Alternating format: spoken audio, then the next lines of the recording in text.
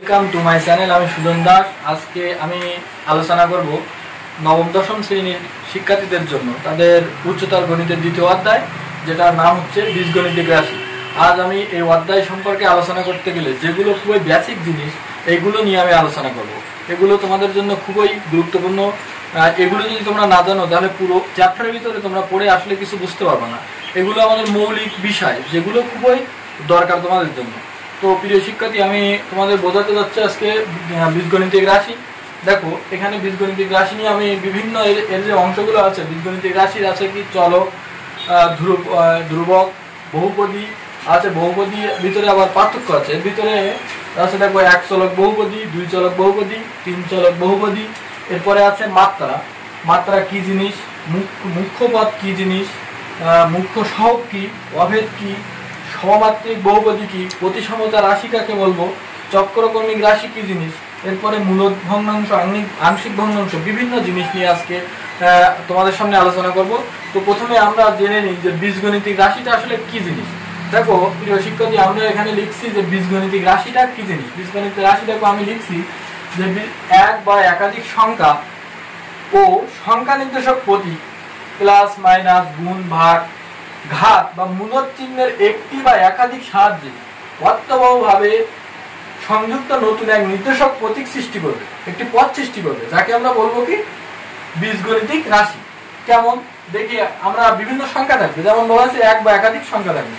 যেমন দেখা যাচ্ছে আমরা একটা যদি লিখি 2x - 3, আমি এখন এখানে লিখলাম 2x - 3। দেখো আমাদের এখানে বলা হয়েছে এক বা একাধিক সংখ্যা থাকবে। দেখো এখানে এক বা একাধিক সংখ্যা আছে এবং কি বলা হয়েছে যে প্লাস মাইনাস থাকবে।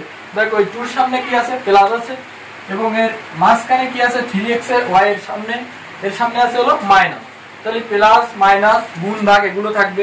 দেখা যাচ্ছে এখানে আমাদের আছে কি 2 এর আগে প্লাস এবং 3y এর আগে আছে মাইনাস। তাহলে আমরা আবার একটু পরে এর সাথে মিলে দেখি যে আসলে মিল আছে কিনা। তাহলে এখানে আছে কি এক বা একাধিক সংখ্যা, যেটা আছে সংখ্যা নির্দেশক প্রতীক প্লাস মাইনাস গুণ ভাগ এগুলো আছে। এইগুলোর সাহায্যে বা একসাথে বা সমষ্টিগতভাবে যে নতুন একটা পদের সৃষ্টি হবে, সেটারে আমরা বলবো কি, বলবো বীজগণিতিক রাশি। তাহলে এটা এভাবে নয়, যদি আমরা লিখি -3y + 2x, কিংবা লিখি 3y - 2x, কিংবা লিখি 2x + 3y, সবগুলো কিন্তু এখানে বীজগণিতিক রাশি। কারণ এখানে থাকবে কি একাধিক সংখ্যা থাকবে, যেটা আমাদের এই রাশিগুলোর ভিতরে আছে। তারপরে কি থাকবে, সংখ্যা সূচক চিহ্ন থাকবে, যে এই সংখ্যাটা প্লাস সংখ্যা, এটা +2 না -2, ঠিক আছে। তাহলে মানে এখানে -3 না +3। এখানে এই যে নির্দেশক, সংখ্যা নির্দেশক, সেটা ধনাত্মক সংখ্যা বা ঋণাত্মক সংখ্যা এইগুলো থাকবে এবং একাধিক সংখ্যা থাকবে। যদি এরকম থাকে তাহলে সেটাকে বলবো বীজগণিতিক রাশি। তাহলে প্রিয় শিক্ষার্থী, তোমাদের মনে একটা প্রশ্ন থাকতে পারে যে এখানে তো সংখ্যা নির্দেশক চিহ্ন থাকবে, তাহলে কি এখানে x y কেন? এগুলোকে আমরা কি বলবো, এগুলো হলো অজ্ঞাত, এগুলো কি অজ্ঞাত সংখ্যা, যার মান আমরা জানি না। এটা সম্পর্কে একটু বিস্তারিত আলোচনা করবো আমরা চলকে গিয়ে। তাহলে প্রিয় শিক্ষার্থী, আমরা এখন বুঝতে পারলাম কি যে বীজগণিতিক রাশিটা কি কাকে বলে, ঠিক আছে। তাহলে আমরা এরপরে জানবো কি চলক, ঠিক আছে। তাহলে আমরা এখন চলকে যাই। চলকটা কি জিনিস আমাদের আগে জানতে হবে, চলকটা কি। তাহলে দেখো আমরা যে এই যে শিখলাম যে বীজগণিতিক রাশি, এর ভিতরে দেখো আমরা যখন লিখছিলাম এরকম 2x - 3y এরকম লিখছিলাম। লেখার পরে দেখো এখানে আমি ওই যে একটু আগে যে প্রশ্নটা আমরা করলাম যে x আমাদের বীজগণিতের রাশি, তো x আর y থাকবে না, থাকবে কি সংখ্যা এবং সংখ্যাসূচক চিহ্ন। তাহলে x আর y কেন? এটার কারণ হলো এটারে বলে হলো কি চলক। এই চলকের মান নির্ধারিত নয়। তাহলে চলক আমরা কারে বলবো, দেখো চলক, ঠিক আছে। চলকে বলবো বীজগণিতিক রাশিতে, গাণিতিক রাশিতে এমন এক বা একাধিক অজ্ঞাত সংখ্যা থাকবে যার মান নির্ধারিত নয়। তাহলে প্রিয় শিক্ষার্থী, আমি লিখলাম বীজগণিতিক রাশিতে বীজগণিতিক রাশিতে এমন এক বা একাধিক অজ্ঞাত সংখ্যা থাকবে যার মান নির্ধারিত নয়। অজ্ঞাত সংখ্যা কাকে বলে? অজ্ঞাত সংখ্যা মানে কি? যে সংখ্যার মান আমরা জানি না। তাহলে কি বললাম? বীজগণিতিক রাশিতে এমন এক বা একাধিক অজ্ঞাত সংখ্যা থাকবে যার মান নির্ধারিত নয়। তাহলে যদি আমরা একটা উদাহরণ দিয়ে বলি তাহলে তোমরা আরো ভালোভাবে বুঝবা। তাহলে আমার একটা উদাহরণ দিই। দেখো, আমরা যদি লিখি 2x সমান 2, ঠিক আছে, আর একটা লিখি 2x সমান 4, তাহলে দেখো এখানে আমরা x এর মানটা বাইর করব, ঠিক আছে।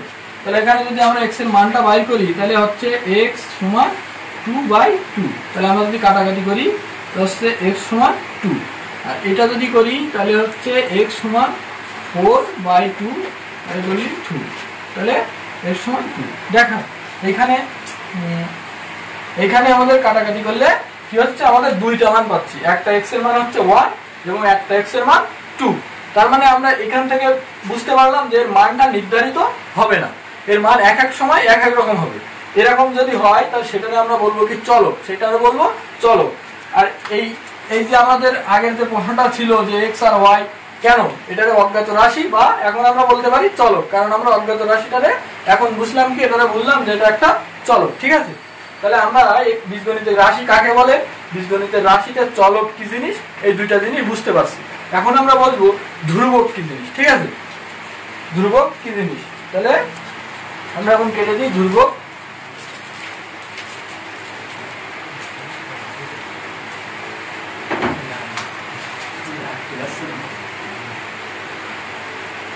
তাহলে এখন আমরা জানবো কি ধ্রুবক কি জিনিস। হ্যাঁ, তাহলে ধ্রুবক কি জিনিস আমরা যদি এখানে আমরা বললাম যে চলক, চলক আসলে যার মানটা অনির্ধারিত, ঠিক আছে।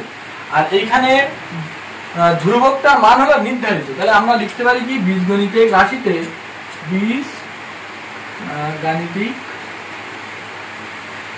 গাণিতিক রাশিতে ধ্রুবক থাকবে যার মান নির্ধারিত। তাহলে দেখো আমরা যদি একটু উদাহরণ দিয়ে বোঝাই তাহলে তোমরা আরো ক্লিয়ার বুঝতে পারবে। তাহলে আমরা এখন একটা উদাহরণ দেবো। তাই উদাহরণটা আমরা লিখি x³ + 7x² - x -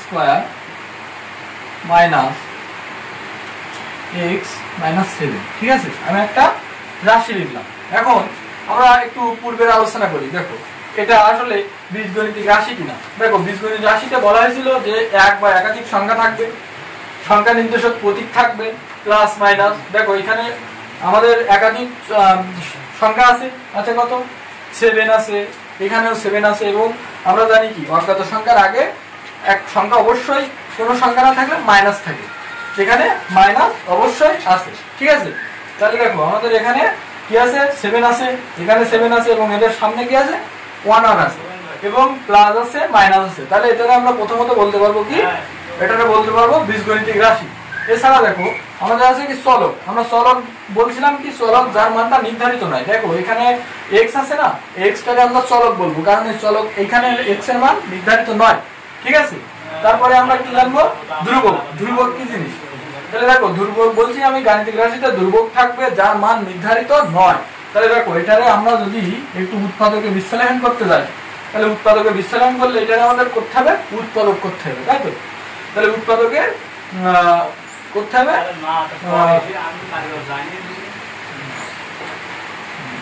middle factor, ঠিক আছে। তাহলে উৎপাদকের কি করব? মিডল ফ্যাক্টর করব। তাহলে আমরা যদি এটা একটু মিডল ফ্যাক্টর করি তাহলে x² কমন নিলে x + 7, তারপরে হচ্ছে কি -1 কমন নিলে x - +7, ঠিক আছে। তাহলে আমাদের হলে হচ্ছে x + 7 আর x² - 1। প্রিয় শিক্ষার্থী, আমরা আগেই কিন্তু জেনেছি উৎপাদক কিভাবে করে, তাই তো।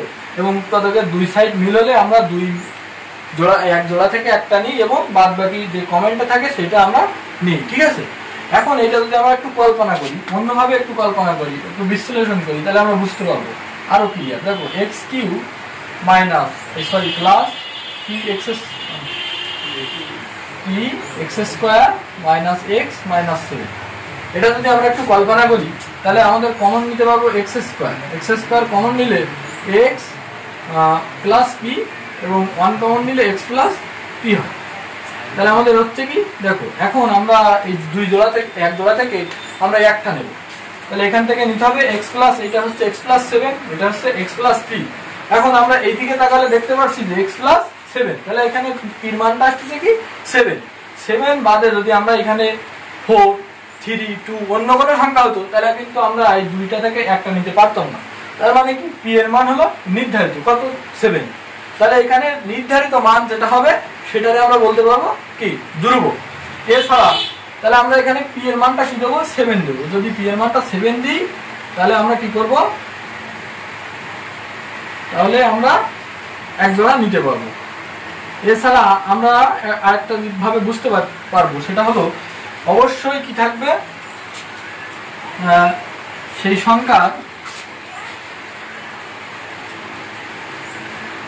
সংখ্যার পাওয়ার সবসময় কি থাকবে, পাওয়ার থাকবে 0। ঠিক আছে, পাওয়ার থাকবে 0।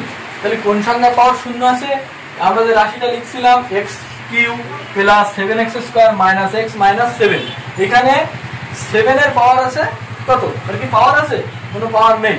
তাহলে এটারে আমরা বলতে পারবো কি এটারে বলবো হলো ধ্রুবক বলতে পারবো। তাহলে প্রিয় শিক্ষার্থী, আমরা এখন বুঝলাম কি যে বীজগণিতিক রাশি কাকে বলে, চলক কাকে বলে এবং ধ্রুবক কাকে বলে। এখন আমরা আলোচনা করব কি বহুপদী কি। ঠিক আছে, তাহলে আমরা এর আগে জানলাম বীজগণিত রাশি কাকে বলে, চলক কি, চলক কাকে বলবো, ধ্রুবক কি জিনিস, ধ্রুবক কাকে বলবো। এখন আমরা দেখবো বহুপদীটা কি। ঠিক আছে, তাহলে দেখো আমরা বহুপদী লিখছি যে গাণিতিক রাশি, বীজগণিতিক রাশিতে এক বা একাধিক পদ থাকবে এবং পদগুলো এক বা একাধিক চলকের শুধুমাত্র অঋণাত্মক পূর্ণসংখ্যিক ঘাত বা ধ্রুবকের গুণফল হলো বহুপদী। তাহলে একটা প্রশ্ন তোমাদের মনে রাখতে পারে যে অঋণাত্মক জিনিসটা কি। আমরা সংখ্যা দুই প্রকার জানি একটা হলো সংখ্যা, আমরা একটু বিস্তারিত লিখি। হ্যাঁ, সংখ্যা হলো দুই প্রকার, একটা হলো ধনাত্মক সংখ্যা,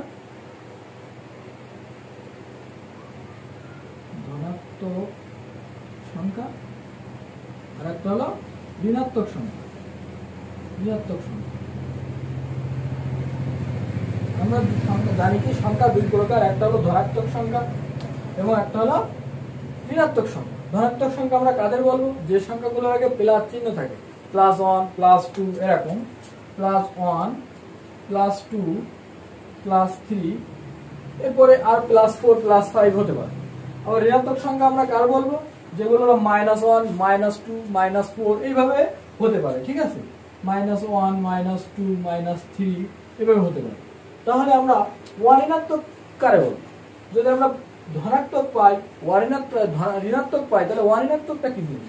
তাহলে কি আমরা ধনাত্মক সংখ্যাকে অঋণাত্মক সংখ্যা বলবো না। আমাদের ধনাত্মক সংখ্যা, অঋণাত্মক সংখ্যাটা কোন জিনিস, অঋণাত্মক সংখ্যাটা হলো 0 সহ ধনাত্মক সংখ্যাকে বলবো আমরা অঋণাত্মক সংখ্যা। যেমন 0 1 2 3 4 এভাবে হবে, যেগুলো মাইনাস দেওয়া যাবে না সেইগুলোরে বলবো আমরা অঋণাত্মক সংখ্যা। তাহলে আমরা আরেকবার পড়ি, বীজগণিতিক রাশিতে এক বা একাধিক পদ থাকে এবং পদগুলো এক বা একাধিক চলকের শুধুমাত্র অঋণাত্মক পূর্ণসংখ্যিক ঘাত বা ধ্রুবকের গুণফলকে বহুপদী বলবো। কেমন, আমরা একটা উদাহরণ দিয়ে আর একটু বিস্তারিত বুঝি। কিন্তু উদাহরণ দেওয়ার আগে দেখো আমাদের আছে কি বীজগণিতের এই চ্যাপ্টারে বহুপদী। এই বহুপদী একটা সাধারণ রাশি আছে, সাধারণ একটা সূত্র বলাও যেতে পারে। সেটা কি, সেটা হলো সাধারণ রাশি হলো cx এর পাওয়ার p। ঠিক আছে, cx এর পাওয়ার p। এই যে পাওয়ার, এই পাওয়ারটারে কিন্তু ঘাত বলে।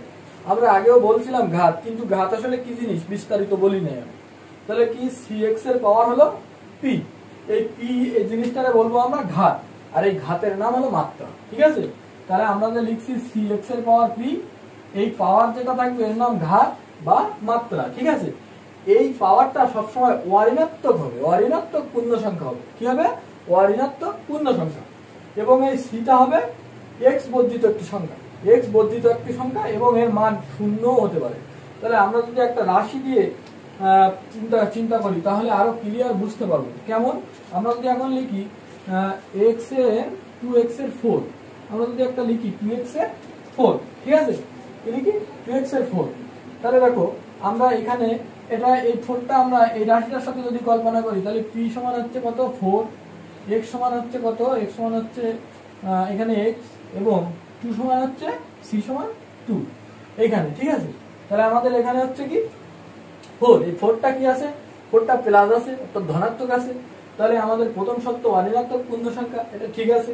দ্বিতীয় কি আছে, x থাকবে সেটাও আছে, এবং থাকবে x বর্জিত একটি নির্দিষ্ট সংখ্যা সেটা আছে 2, ঠিক আছে। তাহলে আমাদের প্রথম যে সাধারণ রাশি এই রাশির সাথে আমাদের 2x4 এটা ঠিক আছে, সঠিক আছে। তাহলে যদি এরকম হয় তাহলে সেটাতে আমরা কি বলবো, সেটাতে আমরা বলবো কি, সেটাতে বলবো বহুপদী। তাহলে কোনগুলো বহুপদী হবে না, এরকম যদি একটা উদাহরণ দিলে তাহলে তোমরা আরো ক্লিয়ার বুঝতে পারবে। তাহলে আমি একটা ওরকম উদাহরণ দিই, যেমন আমরা যদি একটু কল্পনা করি 2x এর পাওয়ার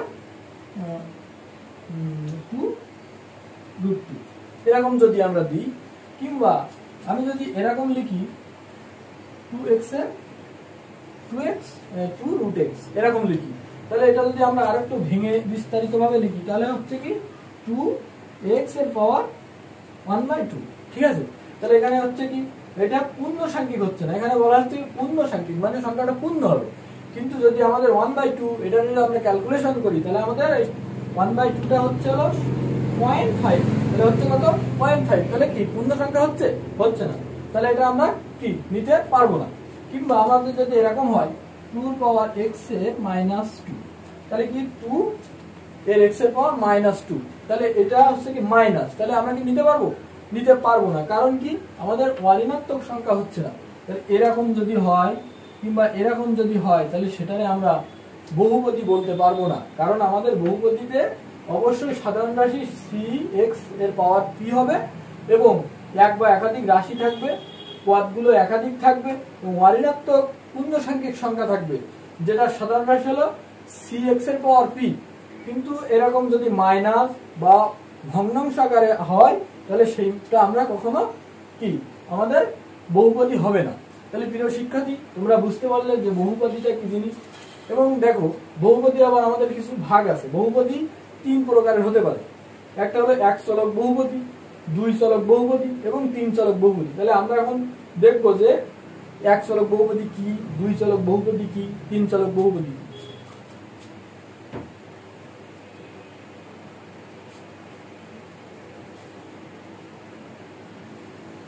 প্রিয় শিক্ষার্থী বন্ধু, তাহলে আমরা একটু দেখি, আমরা যদি লিখি 2x + 1, তাহলে আমরা কি লিখলাম 2x + 1 লিখলাম, তাহলে এটা আমাদের বহুপদীর সাথে মিলে যায়, তাহলে এটা কি একটা বহুপদী আছে। আবার যদি লিখি 2x - y, তাহলে এটাও একটা বহুপদীর সাথে মিলে যায়, তাহলে এটাও আমাদের একটা বহুপদী। আবার যদি লিখি 2x² + y + z একটা লিখলাম, তাহলে এখানেও কি আমাদের বহুপদীর সাথে মিলে যায়, তাহলে আমাদের এই তিনটাই হলো 3টা বহুপদী, ঠিক আছে। এখন দেখো আমরা এখানে আমি চলকে আলোচনা করছিলাম যে কি আমাদের যে মানটা নির্ধারিত হবে না, যে মান বিভিন্ন মান আসতে পারে, এক এক অঙ্কে এক এক রকম মান আসবে। তো এখানে আছে কি x, এটা একটা চলক, এখানে একটা x আছে, এটাকে বলবো আমরা চলক, ঠিক আছে। এখানে আছে x, এটাও একটা চলক, এখানে z আছে এটাও একটা চলক, এখানে x আছে এটাও একটা চলক, এখানে y আছে এখানে একটা চলক, এখানে z আছে এখানে একটা চলক। তাহলে এখানে আছে একটা চলক, এখানে আছে 2টা চলক, এখানে আছে 3টা চলক। প্রিয় শিক্ষার্থী, বহুপদীতে যদি এক চলক বিশিষ্ট বহুপদী হয় তাহলে সেটাকে বলবো আমরা এক চলক বিশিষ্ট বহুপদী। যদি 2 চলক বিশিষ্ট বহুপদী হয় তাহলে সেটাকে বলবো আমরা 2 চলক বিশিষ্ট বহুপদী। যদি 3 চলক বিশিষ্ট বহুপদী হয় তাহলে সেটাকে বলবো আমরা 3 চলক বিশিষ্ট বহুপদী। তাহলে এখানে আমাদের বহুপদী কয়টা আছে, 1 2 3, এবং আমাদের এখানেও আছে 1 2 3, মানে এক চলক 2 চলক 3 চলক। আমরা উদাহরণ সহ বুঝতে পারলাম যে আমাদের 3 চলক বিশিষ্ট বহুপদী আছে। এরপরে আমরা আলোচনা করব কি মাত্রা, মাত্রা কাকে বলে, ঠিক আছে। তাহলে আমরা এখন আলোচনা করব মাত্রা কি জিনিস। প্রিয় শিক্ষার্থী, আমি একটু আগে আলোচনায় বলেছি যে ঘাত বা পাওয়ার এর আমরা বলবো মাত্রা, ঠিক আছে। তাহলে আমরা একটা কল্পনা করি 2x² + 2y প্লাস 3z। আমরা যদি এখানে আলোচনা করি তাহলে দেখা যাচ্ছে আমার এখানে আছে কি 2x এর পাওয়ার 2, a y এর পাওয়ার 1 এবং z এর পাওয়ার আছে 1। ঠিক আছে, এই যে পাওয়ার বা ঘাত এর আমরা বলবো কি মাত্রা বলবো। তাহলে এই যে পাওয়ার বা ঘাত এর বলবো আমরা মাত্রা, যেটা আমাদের সাধারণ রাশিতে ছিল, সাধারণ রাশিতে ছিল cx এর পাওয়ার p। সাধারণ রাশিতে কি ছিল cx এর পাওয়ার p। এখানে পিটারে আমরা বলবো পাওয়ার বা বলবো মাত্রা।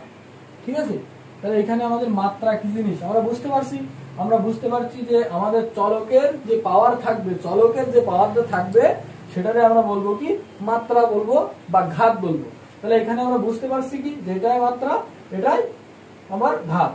এখন আমরা একটা বিষয় দেখতে হবে যে মাত্রার আছে আবার মুখ্য পদ আর আছে কি মুখ্য সহগ। ঠিক আছে, তাহলে আমরা এটার জন্য যদি আমরা একটু আলোচনা করি তাহলে দেখো আমাদের এইখানে x এর মাত্রা আছে কত 2, y এর মাত্রা আছে 1 এবং z এর মাত্রা আছে 1।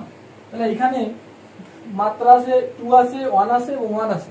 আমরা যখন মুখ্য পদ এবং মুখ্য সহগ নির্ণয় করতে যাব তখন আমাদের কি বুঝতে হবে, আমাদের বুঝতে হবে যে আমার কোনটার মাত্রা সবচেয়ে বেশি আছে। তাহলে এখানে আছে কি 2x এর পাওয়ার 2, এর মাত্রা আছে এটার সবচেয়ে বেশি মাত্রা, মানে এটার বেশি মাত্রা। তাহলে বেশি মাত্রায় আমরা বলবো কি মুখ্য, এই যে বেশি মাত্রা যে পদে থাকবে সেটা বলবো আমরা মুখ্য পদ।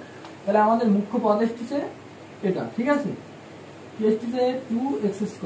তাহলে 2x² কি এটারে আমরা বলবো কি মুখ্য পদ বলবো। ঠিক আছে, তার মানে এক কথায় আমরা কি বলতে পারি, কোন বহুপদীতে সর্বোচ্চ ঘাত যে পদে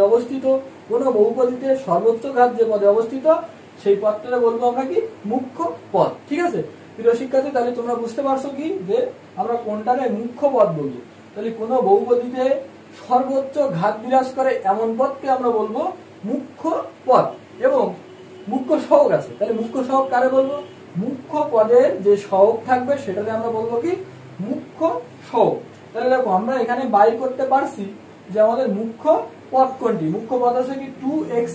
এখন 2x² এর মুখ্য সহগ কোনটি, মুখ্য সহগ হলো 2। তাহলে এখানে সহগ আছে, সহগ 2। তাহলে আমরা বলবো কি মুখ্য সহগ হলো 2। তাহলে আমরা বুঝতে পারছি কি যে আমরা কাকে বলবো বহুপদী, কাকে বলবো এক চলক, কাকে বলবো দুই চলক, কাকে বলবো তিন চলক, এবং মাত্রা কি জিনিস, মাত্রা ভিতরে আবার দুইটা জিনিস থাকে, একটা হলো মুখ্য পদ এবং মুখ্য সহগ থাকবে। তাহলে প্রিয় শিক্ষার্থী আমরা এক্ষুনি বুঝতে পারলাম বীজগণিত রাশি কি, চলক কাকে বলবো, চলক কি জিনিস, ধ্রুবক কাকে বলবো, ধ্রুবক কি জিনিস, বহুপদী কি জিনিস, এক চলক কি, দুই চলক কি এবং তিন চলক কি। এখন আমরা আলোচনা করব অভেদ জিনিসটা কি। অভেদ কথাটা বললে আমরা বুঝতে পারি, দেখো ভেদ আমরা বলছি কি ভেদ, যদি আমরা একটু চিন্তা করি ভেদ জিনিসটা কি, ভেদ মানে কি, ভেদ মানে প্রবেশ করা। ঠিক আছে, ভেদ মানে প্রবেশ করা। তাহলে আমরা যদি একটু অভেদ লিখি, অভেদ, তাহলে কি অভেদ মানে প্রবেশ করতে পারবে না, অভেদ মানে প্রবেশ করতে পারবে না। তাহলে ভেদ যদি প্রবেশ করা হয় তাহলে অভেদ হবে কি প্রবেশ করতে পারবে না। তার মানে কি অভেদ বা অভিন্ন বা ভিন্ন নয়। ঠিক আছে, তাহলে আমরা কি বলবো, এই অভেদকে আমরা এরকম চিহ্ন দ্বারা বুঝাই। অভেদকে কি চিহ্ন দ্বারা বুঝাই, এরকম চিহ্ন দ্বারা বুঝাই। ঠিক আছে, এই অভেদ কি জিনিস আমরা একটা উদাহরণ দিয়ে যদি তোমাদের বুঝাই, তাহলে দেখো আমরা যদি একটু x+2 এটা যদি লিখি এবং তাহলে দেখো এটারে আবার ক্যালকুলেশন করলে পাই আমরা x² + 2x। তাহলে কি এইটা আর এটা সমান। ঠিক আছে, এখন এটা যদি এই চিহ্নটা দেয়া হয় তাহলে কি হবে, তখন হবে এটা হলো অভেদ, তখন হবে এটা অভেদ। তাহলে দেখো আবার যদি আমরা এই চিহ্নটা না দিয়ে ডাইরেক্ট x×x+2 = x² + 2x লিখি, সেটাও কিন্তু একটা অভেদ, কিন্তু চিহ্ন না দিলে সেটাকে আমরা অভেদ বলতে পারবো না। তাহলে অভেদ জিনিসটা কি আমরা বোঝাতে পারলাম। তারপরে আমরা বলবো কি সমমাত্রিক বহুপদী। তাহলে সমমাত্রিক মাত্রা কি জিনিস আমরা বুঝতে পারছি, যেহেতু এখানে লেখা আছে সমমাত্রিক। ঠিক আছে, সমমাত্রিক। তাহলে এটাকে যদি আমরা ভাঙি তাহলে দুইটা জিনিস পাই, একটা হলো সমান আর একটা পাই মাত্রা। তার মানে কি যার মাত্রা সমান সেটাকে আমরা বলবো সমমাত্রিক। আমরা যদি একটা উদাহরণ লিখি, আমরা যদি লিখি x² + ওয়াই স্কোয়ার, এরকম লিখলাম X square plus Y square. তাহলে এখানে এক্স এর মাত্রা কত 2, ওয়াই এর মাত্রা কত 2, তাহলে এক্স এর মাত্রাও 2, ওয়াই এর মাত্রাও 2, তাহলে দুইটার মাত্রা কি সমান। তাহলে এটাকে আমরা বলতে পারি কি এটা একটা সমমাত্রিক বহুপদী। ঠিক আছে, তাহলে আমরা অবেদ কি জিনিস এবং সমমাত্রিক বহুপদী কি জিনিস আমরা জানলাম। এখন আমরা জানবো প্রতিসমতা কি জিনিস। জানবো কি প্রতিসমতা কি।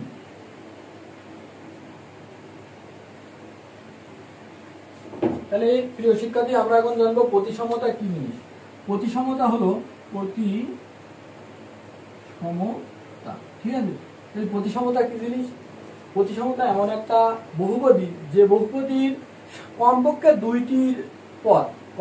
দুইটি পদের মান যদি আমরা স্থান বিনিময় করি, স্থান বিনিময় করলেও যদি পদের মান আগের মতোই থাকে বা পূর্ববর্তীর মতো থাকে, তখন আমরা বলবো কি সেটারে প্রতিসমতা বলবো। আমরা একটা উদাহরণ দিয়ে যদি বোঝাই, এ প্লাস বি প্লাস সি একটা রাশিতে আমরা কল্পনা করলাম। কি কল্পনা করলাম? এ প্লাস বি প্লাস সি। এখন এই রাশিটার সর্বনিম্ন দুইটি পদ, সর্বনিম্ন দুইটি পদের স্থান যদি আমরা বিনিময় করি, দেখা যাচ্ছে এখানে আছে কোথায় প্রথমে আছে, তাহলে প্রথম রাশি। এ আছে কোথায় দ্বিতীয় স্থানে, তাহলে দ্বিতীয় রাশি। এ আছে কোথায় তৃতীয় স্থানে, তাহলে এটা হলো তৃতীয় রাশি। এখন যদি আমরা স্থান বিনিময় করে এই প্রথমে আমরা নিয়ে যাই তৃতীয়, তাহলে কি হয় এ বি প্লাস সি এবং বি প্লাস এ, এবং এ সি রে আমরা নিয়ে আসবো এতে। কোথায় নিয়ে আসবো? প্রথম রাশি এর জায়গায়। তাহলে হচ্ছে কি সি প্লাস বি প্লাস এ। আবার যদি একটু কল্পনা করি, তাহলে বি প্লাস এ প্লাস সি। আমরা কি করলাম? স্থান বিনিময় করলাম। এখানেও দুইটা স্থান বিনিময় করে দিয়েছি, এখানেও দুইটা স্থান বিনিময় করে দিয়েছি। এরকম বিনিময় করার পরেও আমরা যদি চিন্তা করি এ প্লাস বি প্লাস সির মানটা যা, এর মান এখানে স্থান বিনিময় করার পরেও এর মানের কোনো পরিবর্তন হয়েছে? এর পরিবর্তন হয় নাই। তাহলে যদি এর মানের কোনো পরিবর্তন না হয়, তাহলে সেই রাশিটাকে আমরা বলবো কি প্রতিসমতা রাশি। ঠিক আছে, তাহলে আমরা প্রতিসমতা রাশি এক কথায় কি বলতে পারি? এমন একটা বহুপদী যার কমপক্ষে দুইটি পদের স্থান বিনিময় করলে ওই পদের মান আর পূর্ববর্তী মানের কোনো পরিবর্তন হবে না, এরকম রাশি আমরা বলবো কি বলবো? প্রতিসমতা। ঠিক আছে, প্রতিসমতা তাহলে কি বলবো?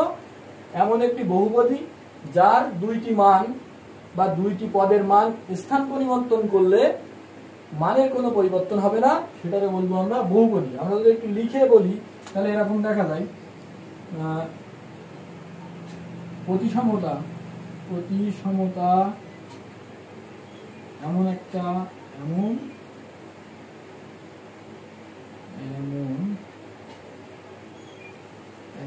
বহুপদী যার দুইটি সর্বনিম্ন দুইটি পদ স্থান বিনিময় করলে মানের কোনো পরিবর্তন হবে না, মানের কোনো পরিবর্তন হবে না, তাকে প্রতিসমতা বলে। তাহলে প্রিয় শিক্ষার্থী আমরা কি বুঝলাম?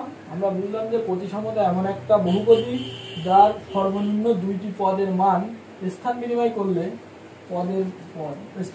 করলে মানের কোনো পরিবর্তন হবে না, সেটাকে আমরা বলবো প্রতিসমতা বলবো। তাহলে প্রিয় শিক্ষার্থী আমরা এতক্ষণে বুঝলাম বীজগণিতিক রাশি কি, চলক কি, ধ্রুবক কি, বহুপদী কি, চলক, এক চলক, দ্বিচলক এবং ত্রিচলক, মানে তিন চলক। আমি আশা করি প্রিয় শিক্ষার্থী তোমরা সম্পূর্ণ বুঝতে পারছো। প্রিয় শিক্ষার্থী, তাহলে আমরা এখন আলোচনা করব চক্রক্রমিক রাশিটা কি জিনিস। ঠিক আছে, চক্রক্রমিক রাশি। তাহলে আমরা চক্র কথাটা শুনলেই বুঝতে পারছি, চক্র কি চাকার মতো। তাহলে কি চাকার মতো একটা রাশি। চক্র কথাটা বললে আমরা বলবো কি চাকার মতো একটা রাশি। তাহলে চক্রক্রমিক রাশিতে এর কিছু বৈশিষ্ট্য আছে, আমরা এই বৈশিষ্ট্যগুলো একটু পড়ি। এখানে আছে তিনটি চলক থাকবে। প্রথম চলক দ্বিতীয় চলকের, দ্বিতীয় চলক তৃতীয় চলকের স্থানে বসালে রাশিটি অপরিবর্তিত থাকবে। যদি এরকম হয় তাহলে সেটাও বলবো আমরা চক্রকর্মী। আমরা যদি একটু উদাহরণ দিয়ে আলোচনা করি তাহলে আমরা ধরি এ, বি এবং সি তিনটি রাশি, তিনটি হলো চলক, এ বি সি তিনটি চলক। ঠিক আছে, এই তিনটি চলক প্রথমে আছে এ, দ্বিতীয় স্থানে আছে বি এবং তৃতীয় স্থানে আছে সি। এই তিনটি রাশির যদি স্থান বিনিময় করি আমরা তাহলে কি এই রাশিটি অপরিবর্তিত থাকবে। যদি এমন হয় তাহলে সেটারে আমরা বলবো কি চক্রক্রমিক রাশি। তো দেখি আমরা একটু বিষয়টা এইভাবে, এ থেকে বি, বি থেকে সি এবং সি থেকে এইভাবে রাশিটি ঘুরছে। তাহলে যদি এ ঘুরে বির জায়গায়, বি ঘুরে সির জায়গায় এবং সি ঘুরে যদি এর জায়গায় আসে তাহলে আমাদের রাশিটা এমন দেখায়। তখন কি হয়, তখন আমাদের সি, বি আর এ। ঠিক আছে, তাহলে আমাদের কি হলো, আমাদের ঘুরতেছে। কিভাবে ঘুরতেছে, এ থেকে বি, বি থেকে সি এবং সি থেকে এর জায়গায়। তাহলে যদি আমার এটা ঘুরে কোথায় আছে, বির জায়গায়, বিটা ঘুরে কোথায় আছে, সির জায়গায়, তাহলে এ ঘুরে, তাহলে সি ঘুরে কোথায় গেছে, এর জায়গায় গেছে। সেই চিত্রটা এরকম। যদি আমরা এটা একটু প্লাস আকার বা মাইনাস আকারে দেখাই তাহলে দেখায় A plus B, B plus C আর সি প্লাস এ। অর্থাৎ এর থেকে বি, বি থেকে সি এবং সি থেকে এটা যদি আবার একটু ঘুরায় তাহলে আবার একটু ঘুরালে আমরা কি দেখবো, আমাদের এটা তখন চলে গেছে সির জায়গায়, সিটা চলে গেছে বির জায়গায় এবং বিটা চলে গেছে এর জায়গায়। তাহলে কি এ বি সি ঠিক আগের জায়গায় চলে আসে। তাহলে এর মানের কোনো পরিবর্তন হচ্ছে না। তো এরকম যদি হয় তখন আমরা বলবো সেটারে চক্রকর্মী, অর্থাৎ চাকার মতো ঘুরতে থাকবে। সেখানে তিনটি চলক থাকবে এবং প্রথম চলকের স্থানে যদি দ্বিতীয় চলক, দ্বিতীয় চলকের স্থানে যদি তৃতীয় চলক এবং তৃতীয় চলক প্রথম চলকের স্থানে যাবে। প্রথম চলকের স্থানে যাবে কোন চলক, তৃতীয় চলক। তাহলে নিয়মটা হলো প্রথম চলক দ্বিতীয় চলকের জায়গায় যাবে, দ্বিতীয় চলক যাবে তৃতীয় চলকের জায়গায় এবং তৃতীয় চলক যাবে প্রথম চলকের জায়গায়। তৃতীয় চলক কিন্তু দ্বিতীয় চলকে গেলে আমাদের হবে না।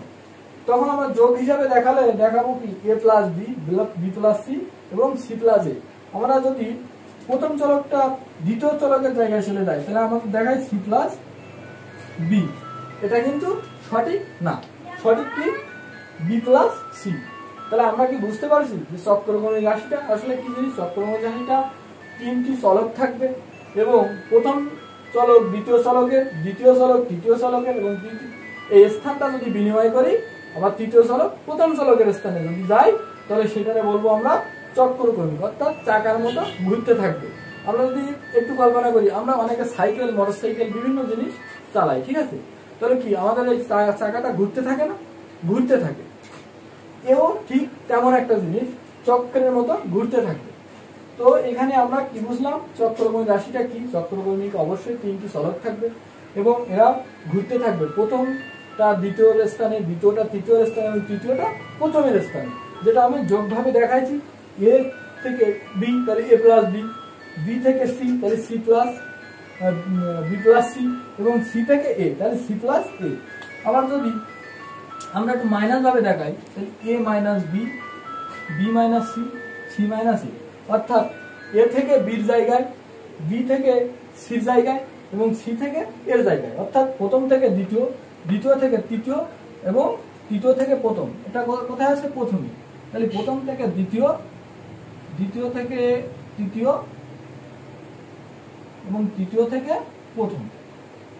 এভাবে চক্রকর্মে ঘুরলে সেটাকে আমরা বলবো কি চক্রকর্মী রাশি। তাহলে প্রিয় শিক্ষার্থী, আশা করি তোমরা চক্রকর্মী রাশি কি জিনিস বুঝতে পারছো।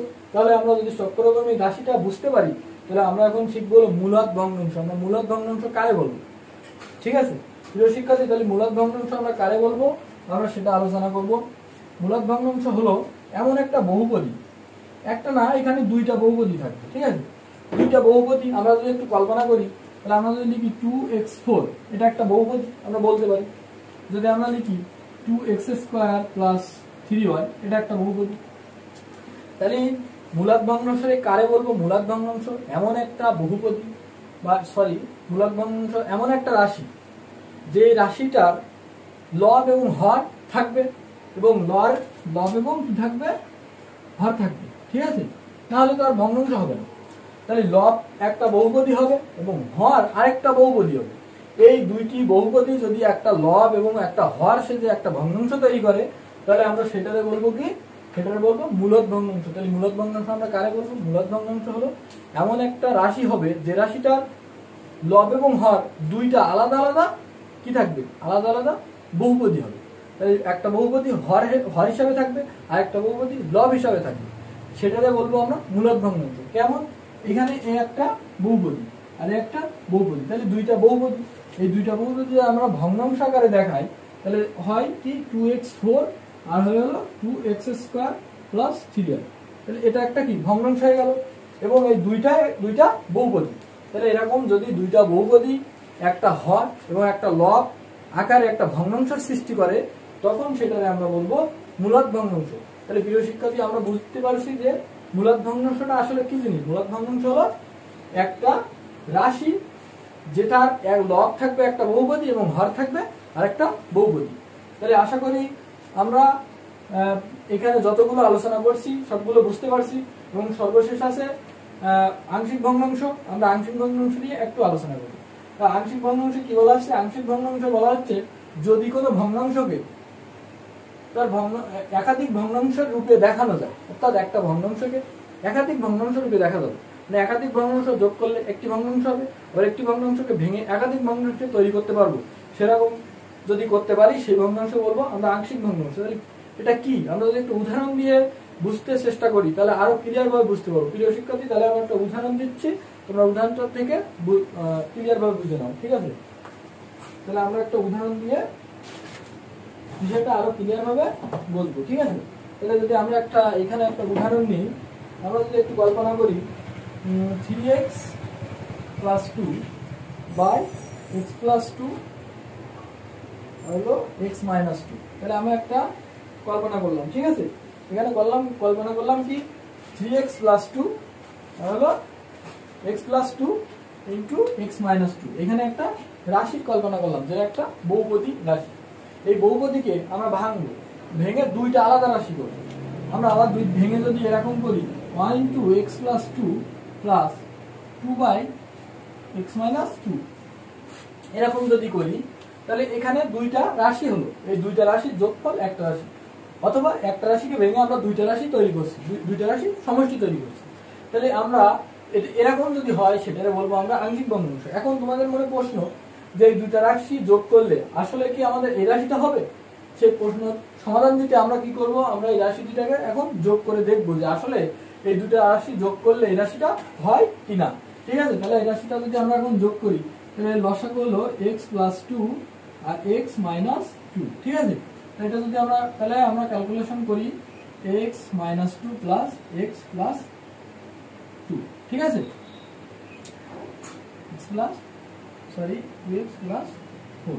ঠিক আছে, তাহলে 2x + 4 এটা আমরা কি করছি, আমরা এই লসাগুকে এর হর দ্বারা ভাগ করছি, যেটা হয়েছে 1 এর সাথে গুণ, আবার এর লসাগুকে এর হর দ্বারা ভাগ করছি, যেটা হয়েছে 2 এর সাথে গুণ। তাহলে দেখো এখানে আছে x + 2 আর আছে x - 2। আমরা যদি এই x - 2 দ্বারা এটারে ভাগ করি তাহলে x - 2 থাকে না, তাহলে থাকে কি x + 2। 2 এর সাথে গুণ করি তাহলে হয় কি 2x + 4। ঠিক আছে, 2x + 4।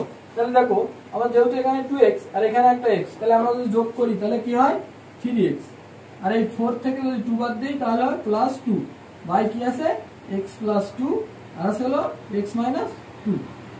তাহলে দেখো প্রিয় শিক্ষার্থী, আমরা কিন্তু যে ভগ্নাংশে ভাঙছিলাম, দেখে দুটো সমষ্টি তৈরি করছিলাম, সেই সমষ্টি দুটো আবার যখন যোগ করছি বা যোগ করে দেখা গেছে আমাদের পূর্বে সেই রাশিটা সেটা সমান। তাহলে কি বুঝলাম আমরা প্রিয় শিক্ষার্থী? তাহলে আমরা জানলাম হলো আংশিক ভগ্নাংশ কি, আংশিক ভগ্নাংশটা আমরা বুঝতে পারছি। তাহলে আমরা আবার একটু পড়ি, যদি কোনো ভগ্নাংশের একাধিক ভগ্নাংশের যোগফল রূপে প্রকাশ করা যায় তবে সেই ভগ্নাংশকে প্রথম ভগ্নাংশের আংশিক ভগ্নাংশ বলবে। তাহলে প্রিয় শিক্ষার্থী, আমরা কি করছি, আমরা একটা ভগ্নাংশ নিয়েছিলাম, সেই ভগ্নাংশটা ভেঙে দুইটা ভগ্নাংশ তৈরি করছিলাম, এবং সেই দুটি ভগ্নাংশের সমষ্টি করে আবার একটা ভগ্নাংশ তৈরি করছি যে ভগ্নাংশটা আগের ভগ্নাংশের সাথে মিলে যায়। তো যদি এরকম হয় যে প্রথম ভগ্নাংশকে ভেঙে দুইটি ভগ্নাংশ তৈরি করা যাবে এবং সেই ভগ্নাংশের সমষ্টি তৈরি করলে যদি আগের ভগ্নাংশের মতো একটা ভগ্নাংশ তৈরি হবে, তাহলে সেই ভগ্নাংশকে বলবো আংশিক ভগ্নাংশ। তাহলে প্রিয় শিক্ষার্থী, আমরা আজকে আলোচনা করলাম বীজগাণিতিক রাশি, যেটা হলো নবম দশম শ্রেণীর দ্বিতীয় অধ্যায়। এটা যে বেসিক জিনিসগুলো সেগুলো আমরা আলোচনা করছি। আশা করি তোমরা এগুলো বুঝতে পারছো। এগুলো তোমাদেরকে আরো সুন্দরভাবে বুঝতে হবে। এইগুলো যদি তোমরা বুঝতে পারো তাহলে পুরো চ্যাপ্টার, পুরো অধ্যায়টা তোমরা সুন্দরভাবে বুঝতে পারবে। তাহলে প্রিয় শিক্ষার্থী, আজকে এই পর্যন্ত। তো সবাই ভালো থাকবে, সুস্থ থাকবে।